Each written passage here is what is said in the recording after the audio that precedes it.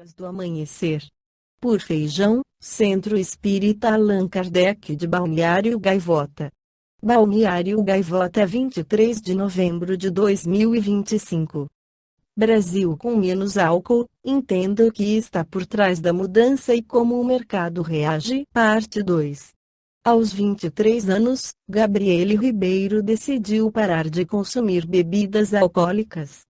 Reuniu todas as garrafas que tinha em casa e as colocou dentro de um saco de lixo.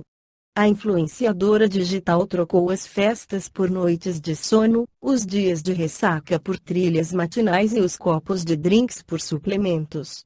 Perdeu 16 quilos, passou a economizar até R$ 300 por semana e, de quebra, conquistou milhares de seguidores ao compartilhar a sua história nas redes sociais.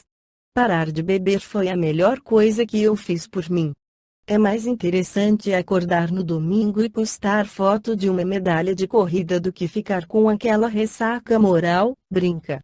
Gabriele não está sozinha. Cerca de 53% dos brasileiros que consomem álcool reduziram a ingestão no último ano, segundo Datafolha. A pesquisa ouviu 1.912 pessoas.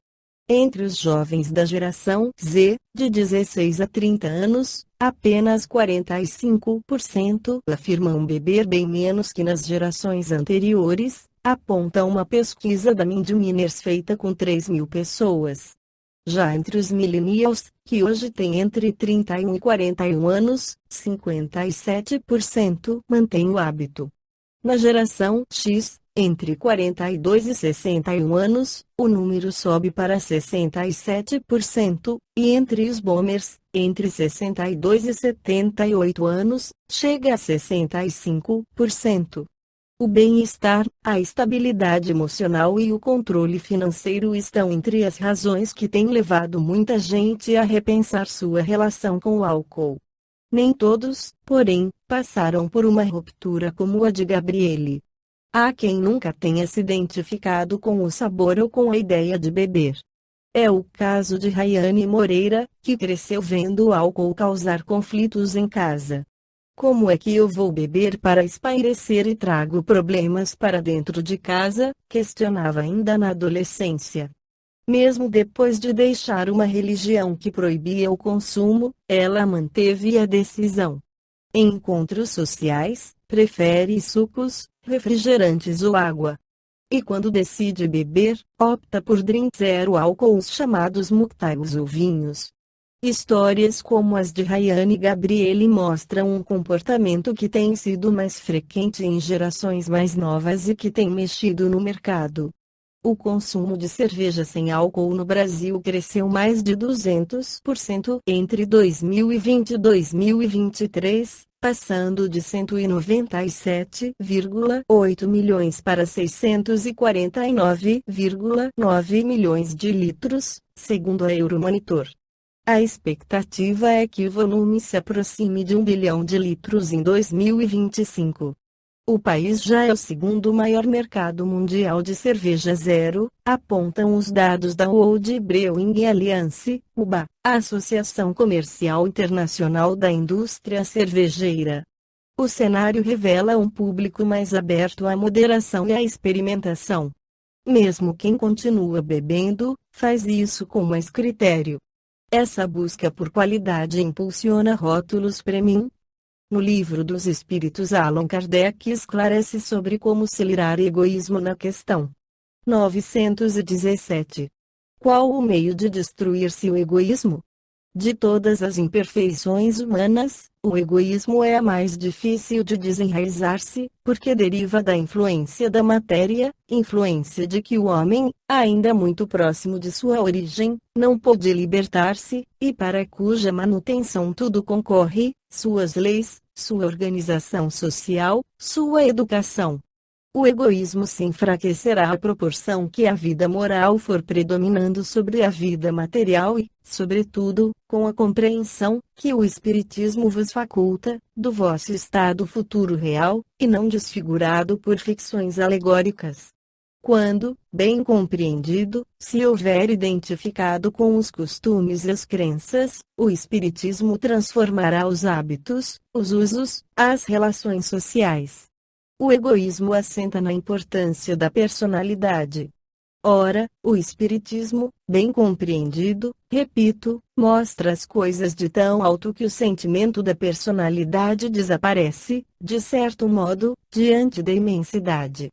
Destruindo essa importância, ou, pelo menos, reduzindo-a às suas legítimas proporções, ele necessariamente combate o egoísmo.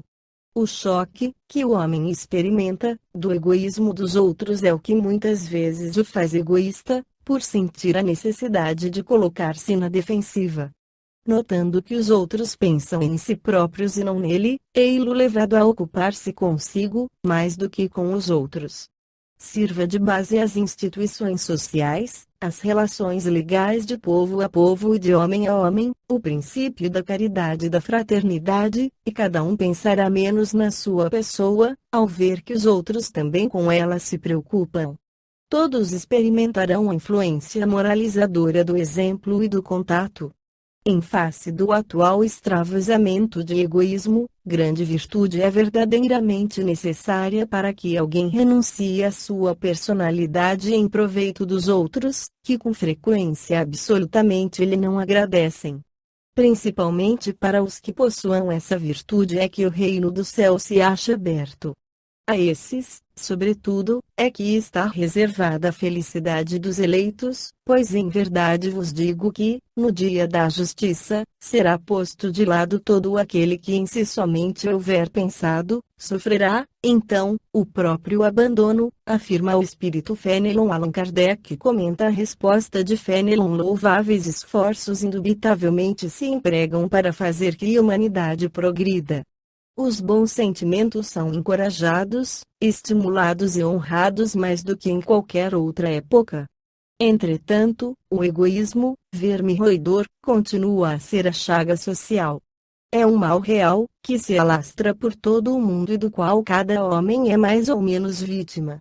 Cumpre, pois, combatê-lo, como se combate uma enfermidade epidêmica.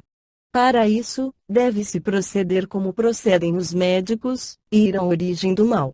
Procurem-se, pois, em todas as partes do organismo social, da família aos povos, da choupana ao palácio, todas as causas, todas as influências que, ostensiva ou ocultamente, excitam, alimentam e desenvolvem o sentimento do egoísmo.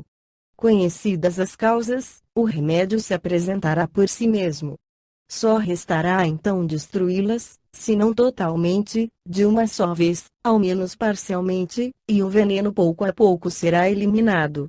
Poderá ser longa a cura, porque numerosas são as causas, mas não é impossível. Contudo, ela só se obterá se o mal for atacado em sua raiz, isto é, pela educação, não por essa educação que tende a fazer homens instruídos, mas pela que tende a fazer homens de bem. A educação, convenientemente entendida, constitui a chave do progresso moral. Quando se conhecer a arte de manejar os caracteres, como se conhece a de manejar as inteligências, conseguir-se-á corrigi-los, do mesmo modo que se aprumam plantas novas. Essa arte, porém, exige muito tato, muita experiência e profunda observação. É grave erro pensar-se que, para exercê-la com proveito, baste possuir conhecimentos. Quem acompanhar, assim filho do rico, como do pobre, desde o instante do nascimento, e observar todas as influências perniciosas que sobre eles atuam, em consequência da fraqueza, da incúria e da ignorância dos que os dirigem, observando igualmente com quanta frequência falham os meios empregados para moralizá-los, não poderá espantar-se de encontrar pelo mundo tantas coisas erradas. Faça-se com o moral o que se faz com a inteligência e ver-se-á que, se há naturezas refratárias, muito maior do que se julga é o número das que apenas reclamam cultivo adequado, para produzir bons frutos. O homem deseja ser feliz e natural é o sentimento que dá origem a esse desejo. Por isso é que trabalha incessantemente para melhorar a sua posição na terra, que pesquisa as causas de seus males, para remediá-los. Quando compreender bem que no egoísmo reside uma dessas causas, a que gera o orgulho, a ambição, a cupidez, a inveja, o ódio, o ciúme, que a cada momento ferem, a que perturba todas as relações sociais, provoca as dissensões, aniquila a confiança, a que o obriga a se manter constantemente na defensiva contra o seu vizinho, enfim, a que do amigo faz inimigo, ele compreenderá também que esse vício é incompatível com a sua felicidade e, podemos mesmo acrescentar, com a sua própria segurança. E quanto mais haja sofrido por efeito desse vício, mais sentirá a necessidade de combatê-lo, como se combatem a peste, os animais nocivos e todos os outros flagelos. O seu próprio interesse a isso o induzirá. O egoísmo é a fonte de todos os vícios, como a caridade o é de todas as virtudes. Destruir um e desenvolver a outra, tal deve ser o alvo de todos os esforços do homem, se quiser assegurar a sua felicidade neste mundo, tanto quanto no futuro. Esta foi a crônica do amanhecer de 23 de novembro de 2025. Por Alfredo Feijão Lopes.